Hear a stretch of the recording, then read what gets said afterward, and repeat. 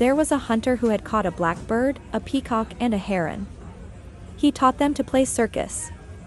He taught the blackbird how to speak like men, and the peacock and the heron how to dance. When the hunter taught the tree birds skillfully, he took them to play circus for the king in his palace, for gift and money from the king as he wanted. The king asked him, "What do the tree birds know?" The hunter replied, "This blackbird can speak like men." Then he let the blackbird talk. The blackbird spoke, showed his knowledge in talking the human language. Then he asked the peacock to dance for the king. The peacock danced as well as he was taught.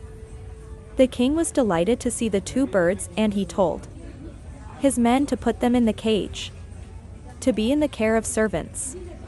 Next the hunter took the heron off the cage and let him act for the king.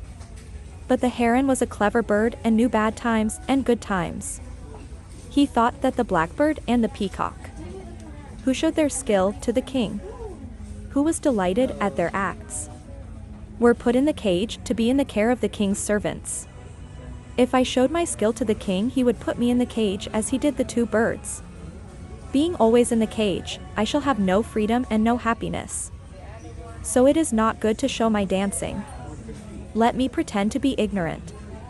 Then the heron did not dance and cried a crack. Crack.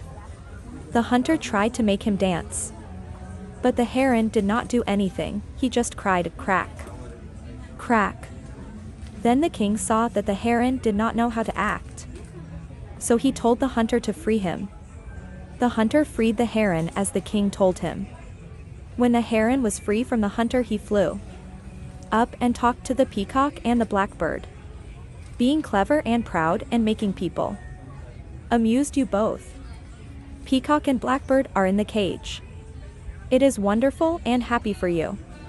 But for me, it is unhappy to be in the cage. So I did not show my knowledge.